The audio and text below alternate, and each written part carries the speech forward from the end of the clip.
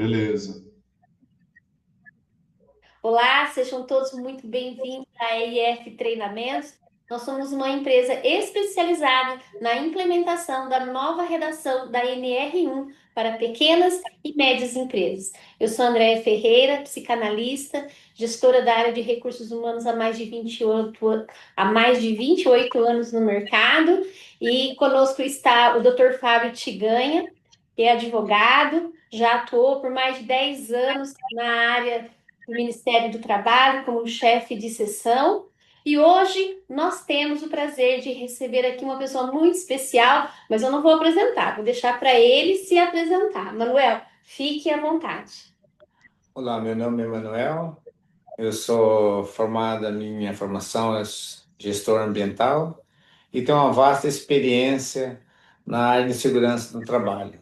Trabalhei numa multinacional até recentemente, por 24 anos, Só 24. só 24 anos, e também tenho formação de bombeiro civil e atuei no dia a dia também na parte de treinamentos, na parte aí de as NR por um todo, principalmente na NR 11, a 18, a 33 e a 35.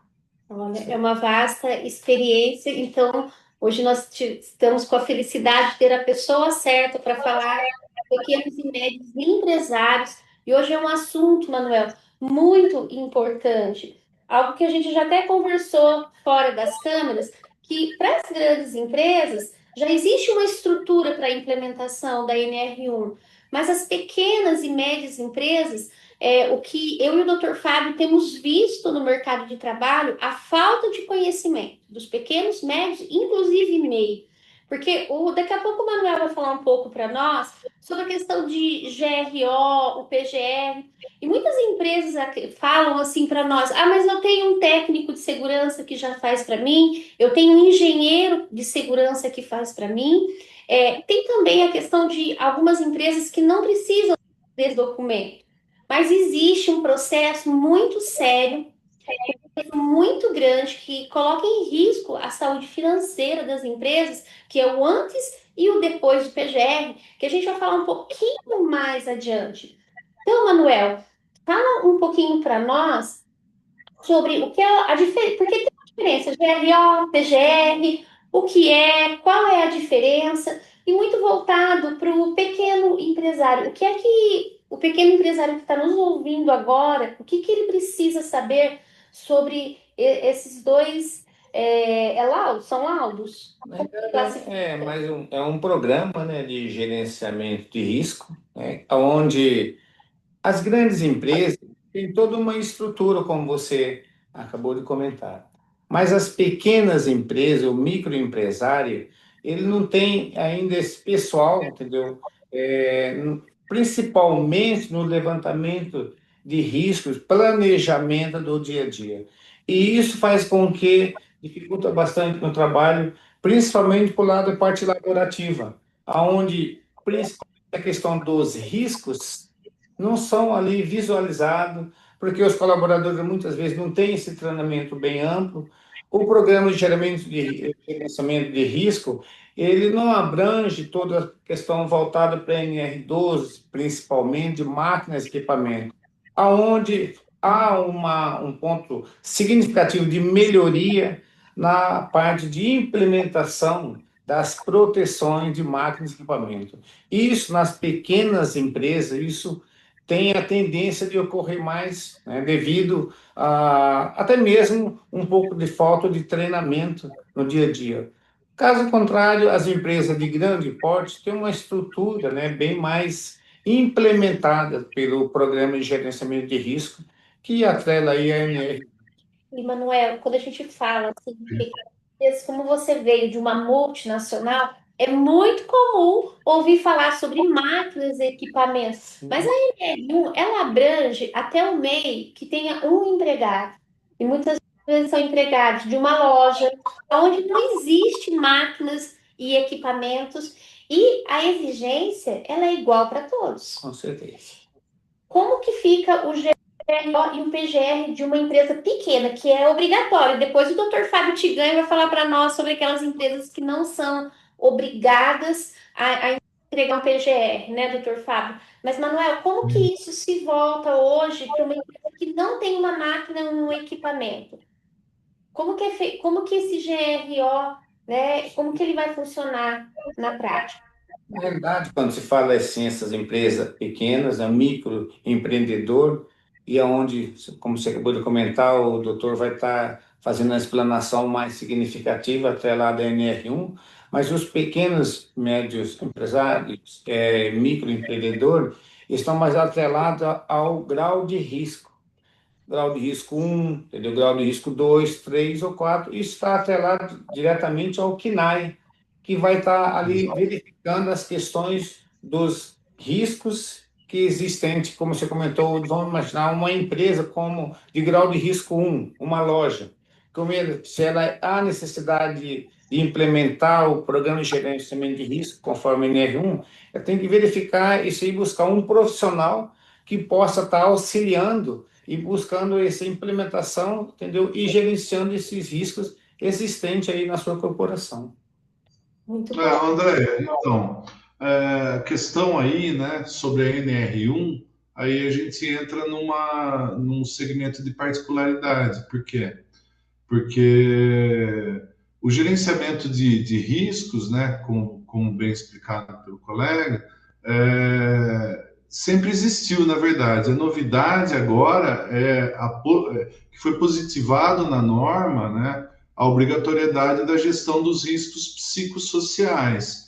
E aí nós não temos uma ferramenta objetiva que consiga ir lá e mensurar na empresa, como nós fazemos, por exemplo, com ruído, que você vai lá e consegue fazer aferição de decibéis, ou mesmo a mensuração de calor, que você consegue ter um controle e elaborar. Quando nós entramos na gestão dos riscos psicossociais, não existe uma ferramenta de mensuração objetiva, ou seja, que você vai chegar com equipamento mágico lá, né?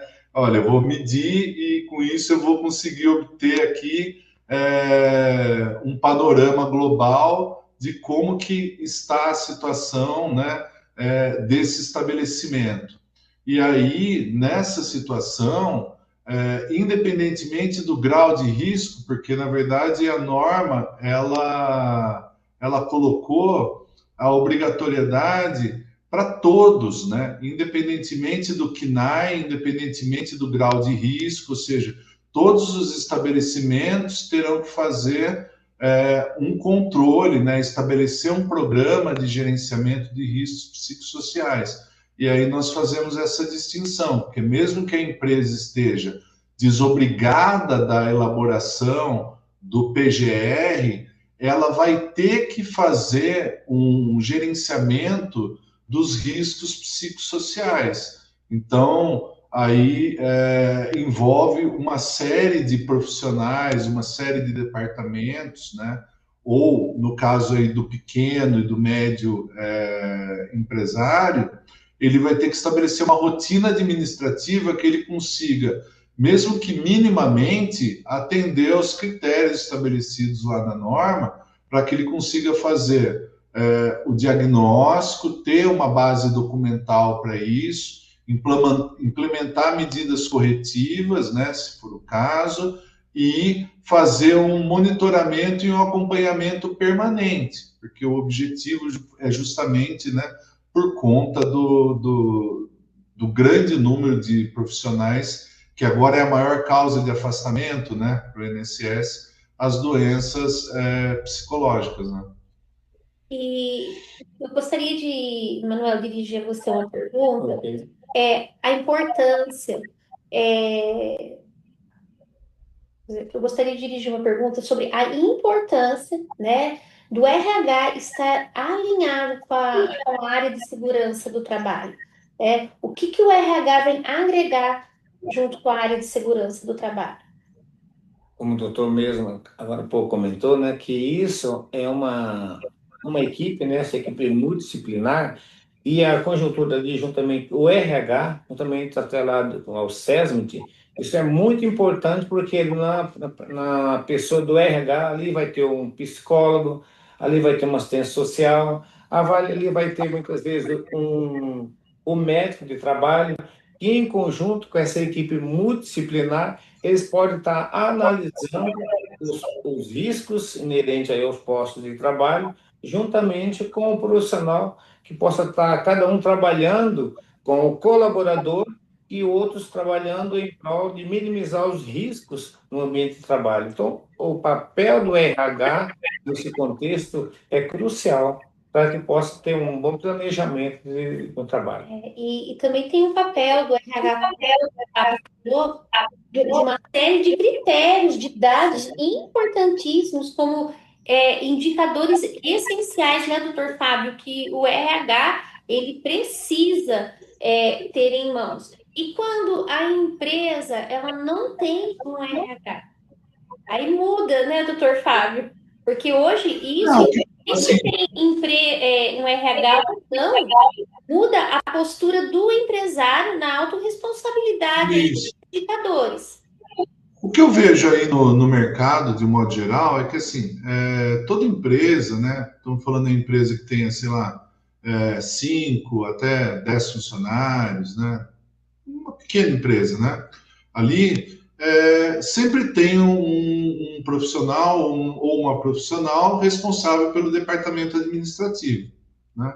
Que cuida das rotinas administrativas e ela acaba fazendo a vez, embora ela não seja contratada como profissional, às vezes nem tenha formação, né, na área de recursos humanos, ela é contratada como auxiliar administrativo, enfim, né? Mas é ela que é a pessoa responsável pelo manejo, né, e gerenciamento das informações dos trabalhadores. Então, é ela que recepciona os atestados médicos, é ela que faz ali a administração, né, do encaminhamento das pessoas que estão afastadas pela Previdência, é ela que faz normalmente a entrega dos EPIs, porque essas empresas normalmente contratam clínicas terceirizadas, né, para elaboração do laudo, né, faz a elaboração do laudo, a depender da obrigatoriedade, de acordo com o CNAE, fez lá e há necessidade da entrega de EPI, né, por exemplo,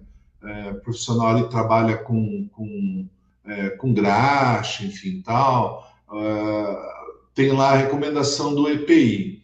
Aí é ela que vai fazer no dia a dia o manejo, porque não tem, né, um técnico de segurança do trabalho presente para fazer.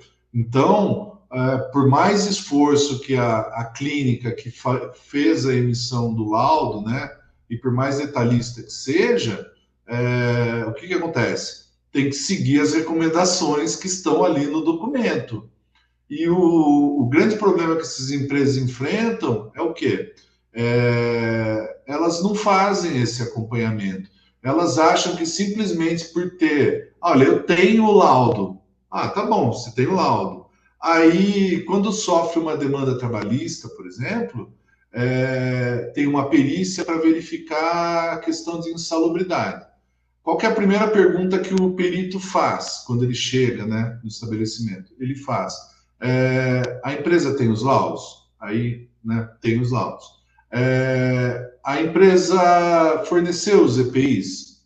Aí, forneceu ou não forneceu? Fez o treinamento prévio para a utilização dos EPIs, né, como manda a norma? Eles não sabem disso. Então, aí o que acontece? Acha que é um documento que coloca na gaveta e fica lá. E na verdade, não. O documento é justamente como foi colocado aí. Então, assim, é um programa que tem que ser seguido, né? Agora, vamos partir do pressuposto que a empresa esteja desobrigada da apresentação, da elaboração desses laudos, né? Que seja em uma loja, né? Que não tem, enfim, né? Que, de acordo com o CNAE lá, e do grau de risco, esteja desobrigada da elaboração dos laudos. Mesmo assim, aí que é a grande pegadinha da NR1 com a questão dos riscos psicossociais. Mesmo nessa hipótese, André, eles terão que estabelecer uma rotina administrativa de gerenciamento desses riscos psicossociais. Então, não tem lá, não tem, como você falou, não tem a máquina, não vai seguir a questão da NR12, enfim, tudo mais. Só que os riscos psicossociais, eles vai ter que minimamente ter um gerenciamento. E aí quem vai fazer? Às vezes não tem nem o profissional de recursos humanos, que é o que eu vejo. Tem uma pessoa responsável pelo administrativo. Essa pessoa, ela vai ter que estar capacitada, né, e muito bem orientada para fazer a gestão documental, ou seja, e estabelecer um programa lá dentro, porque a norma fala, né, olha, não precisa ter psicólogo e tudo mais, só que tem que haver o gerenciamento, né? Então, Esse programa, ele é linkado, né? Então, ele está diretamente relacionado a uma série de obrigações que precisam gerar evidências. E isso torna muito claro ao pequeno e médio empresário que é essencial o PGR, o GRO, que vem através do profissional, do técnico de segurança do trabalho, muitas vezes do engenheiro de segurança do trabalho, mas ele não é 100% o responsável, como o doutor Fábio disse. Ah, eu tenho o documento, mas o que é que eu faço com tudo isso que eu tenho em mãos agora? Esse laudo, ele é um raio-x de uma série de aferições do que precisa ser feito dentro do programa que vai precisar acontecer, correto? Sim, porque, por exemplo, eu já peguei N casos que a empresa tinha os laudos, mas quando sofreu uma demanda trabalhista, enfim e tal, e quando chega na hora do vamos ver, não, mas eu tenho o laudo, tá aqui, apresenta. Só que aí eu falo, viu, tá vendo aqui? Cadê os EPIs? Foram fornecidos? Tinha um controle, né, do fornecimento? Os EPIs que eram fornecidos eram adequados, como está indicado no documento, com o CA correto, enfim, tudo mais? Não. Fizeram treinamento para utilização? Não, a gente achava que era só isso. Aí acaba o quê? Havendo a caracterização da insalubridade. Por quê? Por uma ingerência administrativa. Na verdade, por achar que, olha, simplesmente eu faço o laudo, e o laudo ele é importantíssimo justamente para estabelecer o programa, né? Mas o programa, se ele não for seguido, você não vai ter efeito algum. É a mesma maneira que você vai ao médico, ele te dá lá um receituário com uma série de tratamentos que você precisa fazer. E você não faz, vai ter o adoecimento. Com a empresa, a mesmíssima coisa, né?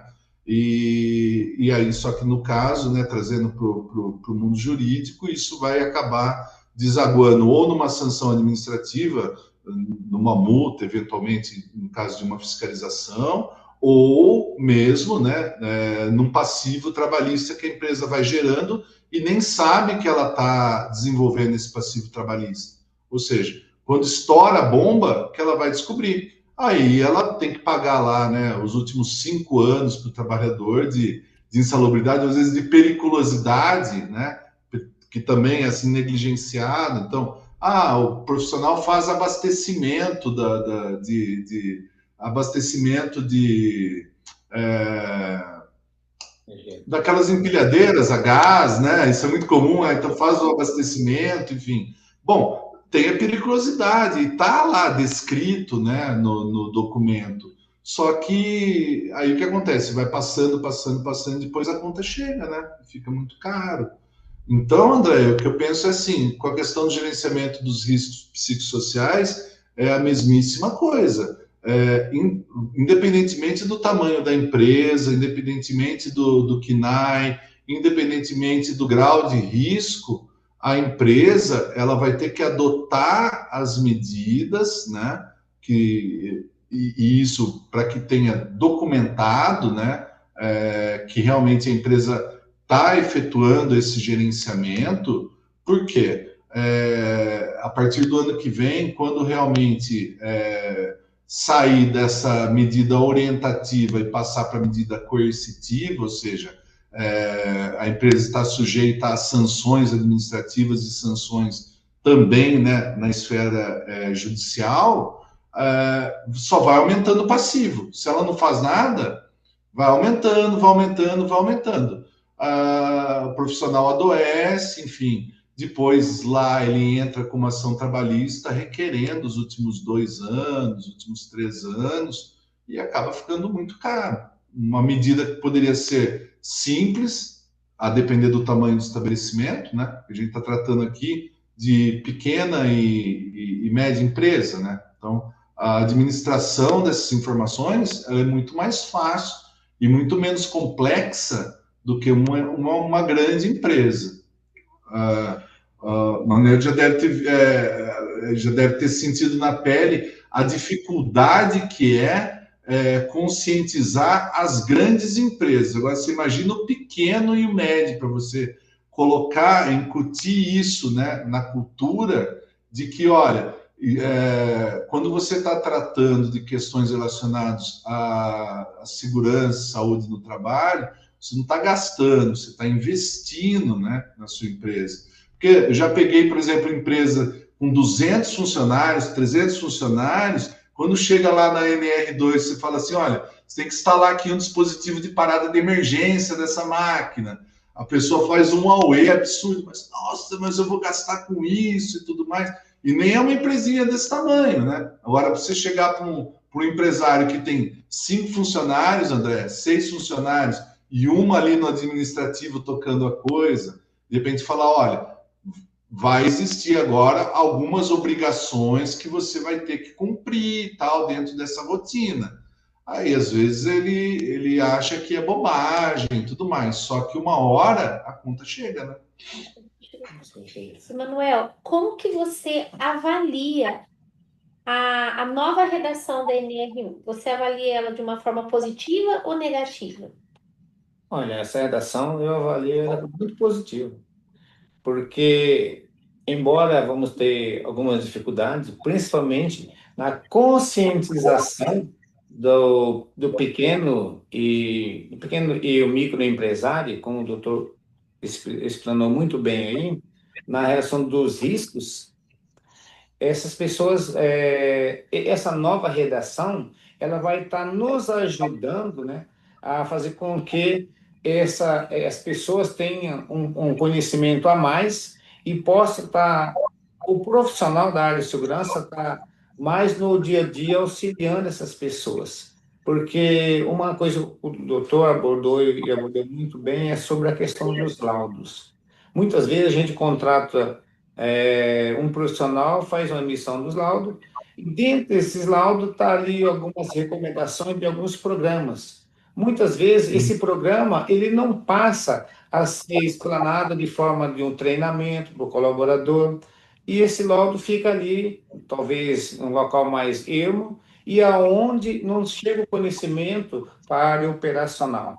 E certamente com essa nova redação, ainda que vamos ter uma certa dificuldade para conscientizar o público, né, os trabalhadores, mas certamente dá mais força, dá mais alicerce para a gente estar trabalhando e incentivando assim, essas pessoas a abrir essa mente na parte ocupacional. Isso é muito importante. Você falou uma coisa muito importante, que é abrir a mente.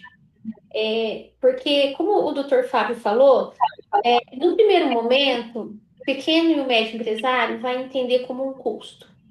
Mas só uma empresa que perde uma vida, né, num acidente de trabalho, que fechou as portas, sabe quais são as consequências. E mais do que a consequência financeira, é a gente tirar uma vida por uma imprudência daquilo que teria, perdão, por uma imprudência daquilo que poderia ter sido evitado. Quantas vidas já se perderam dentro de empresas por falhas? Erros acontecem, mas existem pequenos erros e grandes erros que eles podem ser evitados, e isso começa com a nossa consciência. Então, a NR1, ela vem com uma mudança de cultura muito forte. E as multas também estão aí e elas são importantes, não são, doutor Fábio, de certa forma, para que ela possa colocar as empresas num caminho de implementação, num caminho de desenvolvimento humano, porque a NR1, ela fala sobre os riscos psicossociais, ela fala muito sobre o desenvolvimento humano e principalmente a saúde mental do trabalhador. A pandemia, ela afetou drasticamente a saúde emocional dos trabalhadores, que já vinha aí em decadência. Nós, profissionais da área de saúde, que cuida da saúde mental, nós já estudamos esses gráficos, quantos suicídios já aconteceram em decorrência de assédio dentro do trabalho. Às vezes nós escutamos alguns empresários dizerem assim: ah, passaram a conta para nós. Nós precisamos entender que a conta é de todos nós. Quando nós... O interessante disso é que, assim, à medida que isso entrar, né, de uma maneira punitiva, porque sair desse caráter orientativo e entrar, né, num modo punitivo para quem descumprir o que está previsto na norma, aí começarão a surgir uma série de situações, inclusive depois a jurisprudência vai delimitando, né? Então, quando sai, então aí nós começaremos a ter processos chegando no judiciário e nas mais diversas formas. Excelente fala, doutor. E para você que está nos assistindo, esse tema que o doutor Fábio acabou de abordar será aprofundado na live de amanhã. Aproveita essa oportunidade, que amanhã será um dia assim que nós vamos falar sobre tudo que precisa ser feito dentro do programa da nova redação da NR1. E nós vamos ficar por aqui. Quero agradecer a presença do Manuel Ferreira. Muito obrigada por você despender o seu tempo para nós da IF Treinamentos, mas também para vocês que estão nos assistindo. Dr. Fábio Tiganha, muito obrigada. E amanhã obrigado, estamos aqui para mais conteúdo importantíssimo.